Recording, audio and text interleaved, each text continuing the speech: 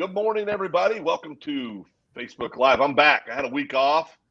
So you guys got the JV team back. You had Super Dave, Captain America here last week, I know, with Jeff, and but you're stuck with me, just boring old me. But Jeff, welcome. How are you? Fantastic, as always. Good. Yeah. I think you called me this morning and said, "Hey, let's mix it up. Let's do a demo. Let's talk about emergency communication, non-emergency communication, and just kind of some different things." And I think that's a great idea, so people kind of see a little window into what the world looks like. Yeah, absolutely. They probably get tired of hearing us talk at times, so just give them a little live experience of SafeDefened and how easy it is, and then there's quite a few things when you start talking about communication and some of the systems out there that schools are putting in, really blur the lines between daily communication and emergency communication, and the difficulty with that is it makes it difficult for a teacher, makes it difficult for a staff member to really be able to communicate, hey, this is a life-threatening emergency versus, hey, I just need somebody to come help me. And keeping those separate is really going to make a difference in a crisis situation, because then there's no question of what the situation is. There's no doubt the right people get to the situation as needed. So, we're seeing kind of that struggle of, hey, look, I want an emergency communication system that maybe I can use daily. Well, it really isn't the most effective solution. We don't see fire alarms being used daily. Really they have one purpose and one focus, and that's to make sure the right people get there for the right situation. And right. So that really having a solution that does that is important. Okay. Well, why don't we walk through? You want to do a quick demo? Hey, let's do it. You got some of the stuff behind you there. You want to walk people through kind of what the box looks like and just give them a quick overview, and then we can kind of show how it works. Absolutely. So, as we've talked about frequently on here, one of the big differentiators with SafeDefened is not only being able to lock that building down, not only being able to get law enforcement there much more quickly, but it comes down to the ability to have teachers be able to manage that crisis until the help gets there. And that's really what our safety cabinet does. We also have our activation modules, which are designed to go in hallways, transition areas, really help with, if you're out in the hallway needing to get quick notification and then get to safety. Those are great for that. Another thing that really sets us apart is we have our enrollment training station. The amazing thing about that is not only does that where we enroll people, but this is something teachers can play with. Early on in our foundation and some of our earlier systems, teachers weren't able to really interact with the system, and they always had that question in their mind, will it go off if I need it to go off? Being able to play with the system, interact with it, makes a huge difference in confidence. They know all their information is correct. They know that if they put their finger down, the system will activate. So it's a real game changer. When you're talking about emergency systems that are out there, teachers don't have that thought in their mind. Hey, will it go off? And or how do I make sure it's going to go off when I put my finger down there? So, real game changer. Nice thing is by placing our finger on the system, that's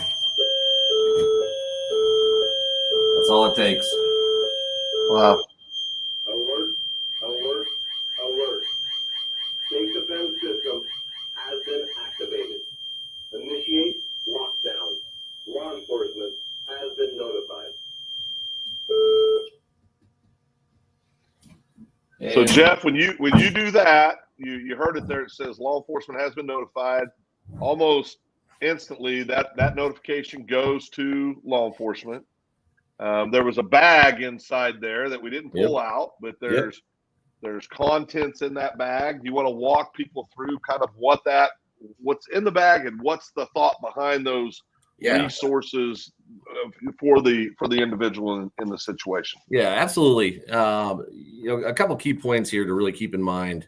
In a crisis situation, you really those that are in a crisis situation are inherently bad communicators of information. So, you really, that's why the 911 calls really are not an effective approach. And in addition to that, you lose fine motor skills in that type of situation. I'm sure you guys have trained in your past and understand that even well-trained individuals lose the fine motor skills and keep it a gross motor activity. So just with the touch of a finger, everything you need to do in a crisis is getting taken care of for you. So it's one of the most simple, but at the same time, most comprehensive approaches to school safety that's out there. But yeah, and you alluded to the bag that's in there. It's designed around three main components. One is being able to protect the threshold, keep somebody from coming in. There's nothing in there that we ever train a teacher to go take out a bad guy with. This is not a system where, we want a teacher with less lethal options to go out there and try to square off with somebody with a gun. That is not what this is about. And we say that, I think we say that probably every Facebook Live, but we absolutely can give them some tools that allow them to effectively keep somebody out of their classroom. And that's what really this system is designed for. In addition, we have trauma response, stop the bleed. We provide non-certified training. They don't have to have a certification to be able to do any of to apply any of the trauma response and stop the bleed items we provide, including a tourniquet, C-locks, which is a blood clotting bandage. The other really impactful component of this is schools have a lot of these, but typically they're in the nurse's office. They're not dispersed, or if they are dispersed, they're not secured. So you run the risk of having some loss if somebody borrows it and forgets to bring it back, whatever the case may be. But if there ever is a mass casualty incident, you will not have enough tools and trauma response items to be able to navigate that. And the most important thing, EMTs, we've talked to them across the country. If they come walking in, they see a tourniquet on somebody, or they see that somebody has been triaged ahead of them getting in there, just very basically, it changes the game for them. It allows them to really be able to put their efforts towards the most critical, knowing some of these are in a position that as soon as they can get them out and cleared, they've got a great chance of staying alive. So EMTs from that standpoint really appreciate it, because they're not going to be one of the first ones in. And if we've got kids or staff members that are injured or severely wounded, we've got to do some basic things to help keep them alive. And that's what the system does. And we also provide things that help with law enforcement's arrival, like a vest. We also help them with escape and evade, being able to break the windows, maybe get out if that option exists and makes sense at that time. So multiple facets of crisis management are provided in a very simple, basic kit that anyone, we've seen it from a first-year teacher who's 23 years old coming in to their first job, to the 35-year veteran who's a grandma 9 times over. This is a system that's empowering for them, gives them that comfort and understanding to be able to respond if they ever have to.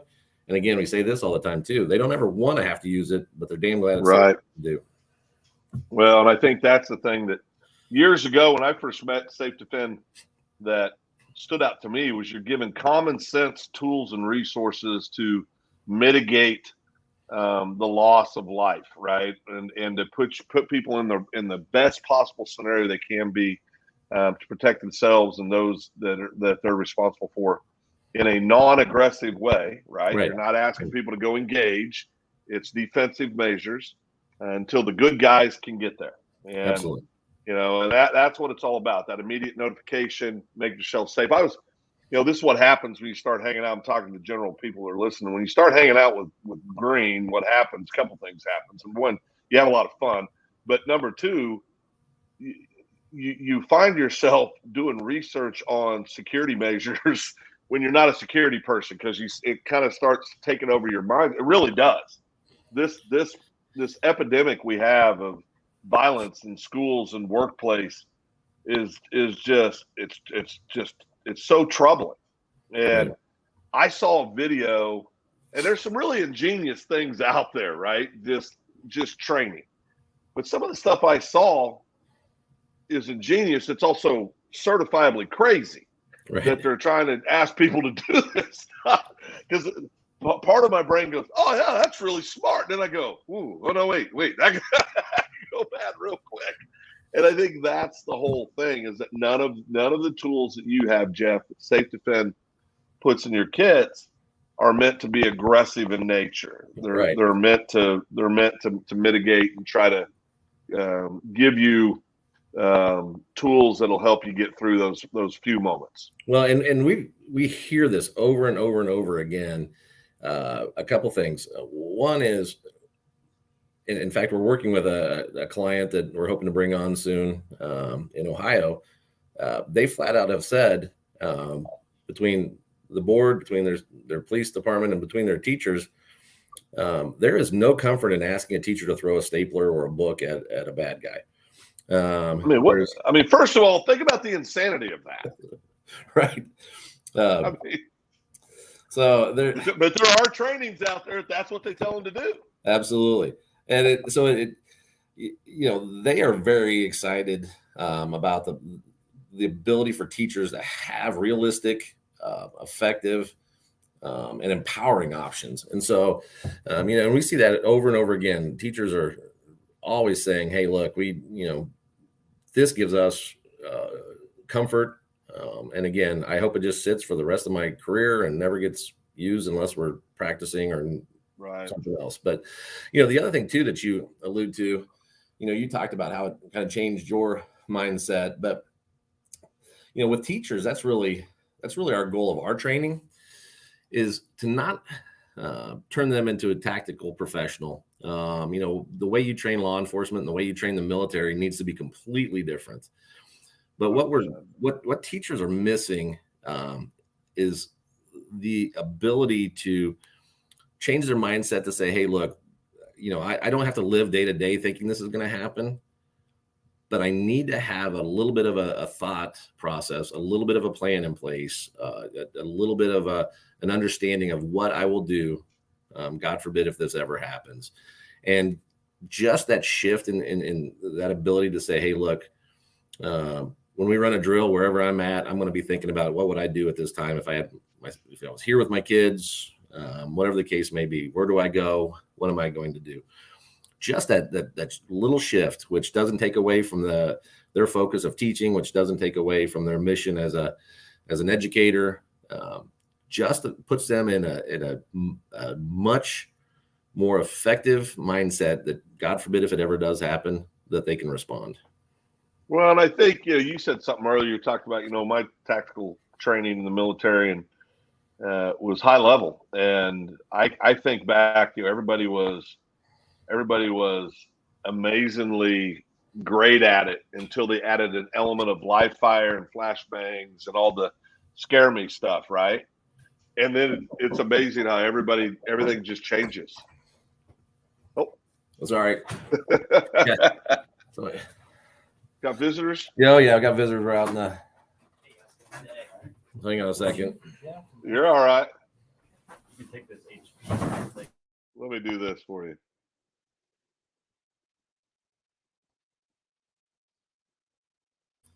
The excitement of a business owner never changes. It's never stop. Well, and we love. That's what's great about doing these things live, though. Too. Dave and I were doing one live one time. We both looked up and realized that we'd been going for like 7 minutes, and we were on mute.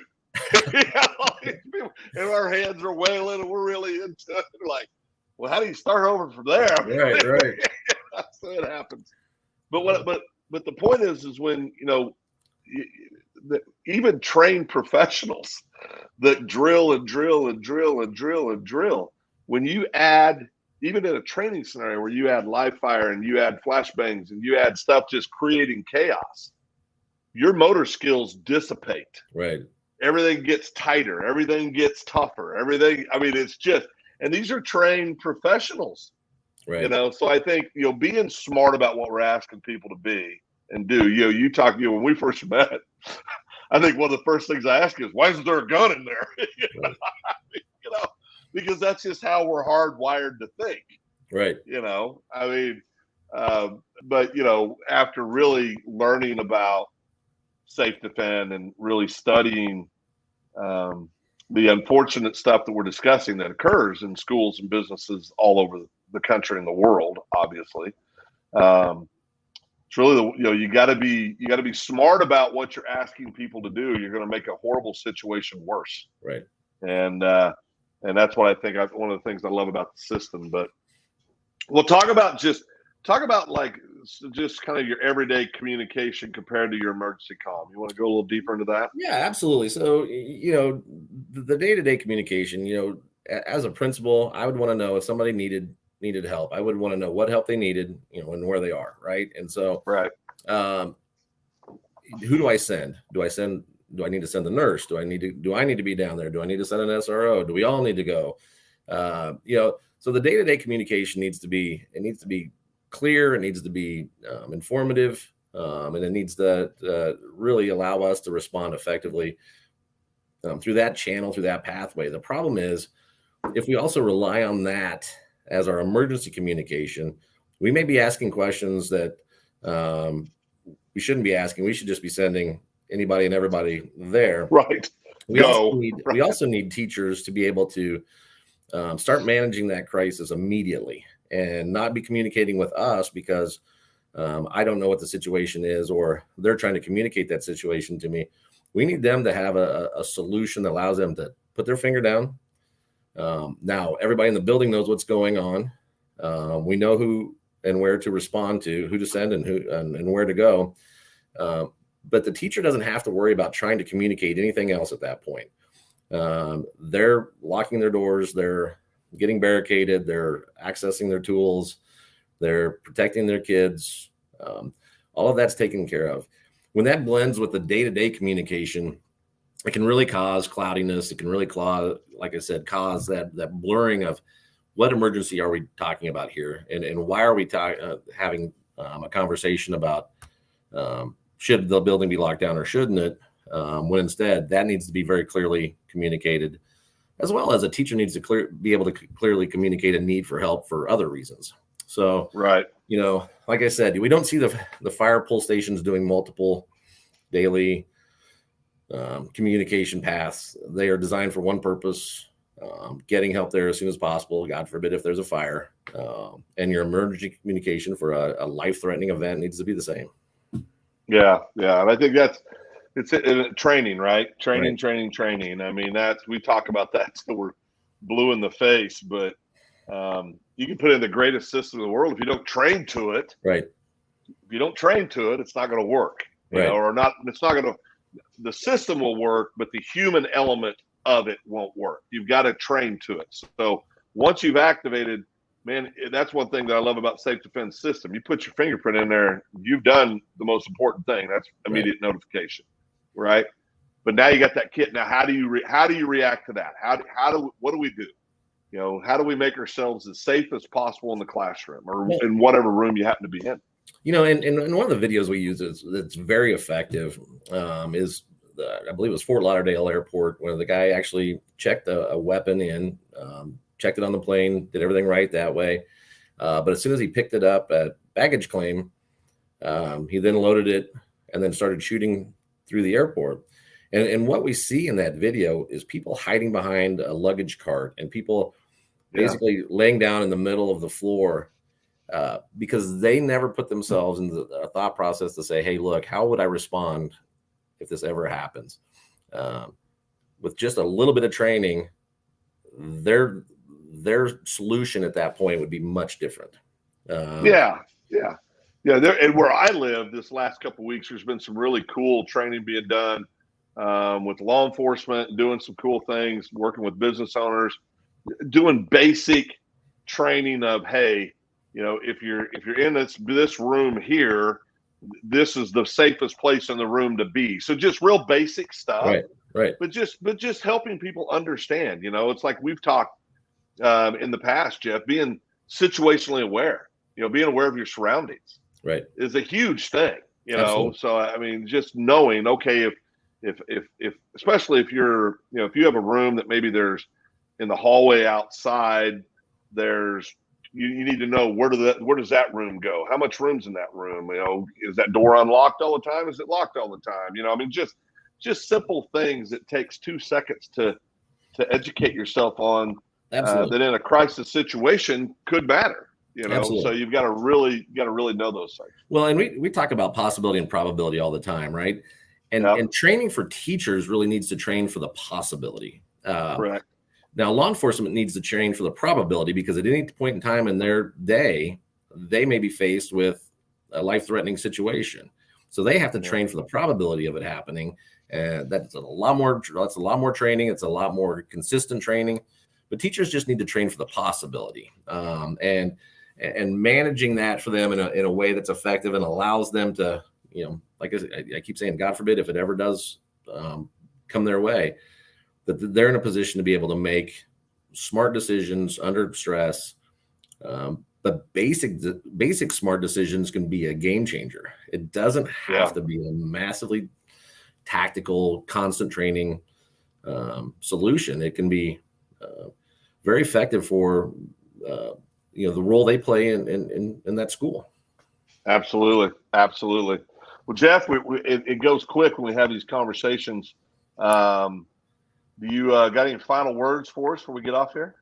Just SafeDefend's here. We're here for you. We're here to help. We are incredibly busy right now, and our footprint keeps expanding. But we're not turning any clients away that need help. So come to us. We'll be glad to help.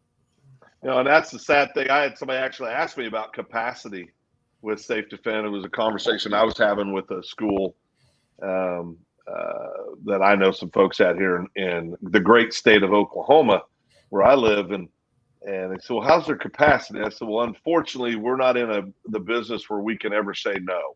Right. You know, because I mean, when you go say no to making a school safer, you're going to say no to making a business safer. I mean, right. That's not the business that SafeDefend's in. So, well, brother, we appreciate you and appreciate what you do, and look forward to having you on next week. We'll continue our great conversations. We'll be here. Everybody stay cool this weekend.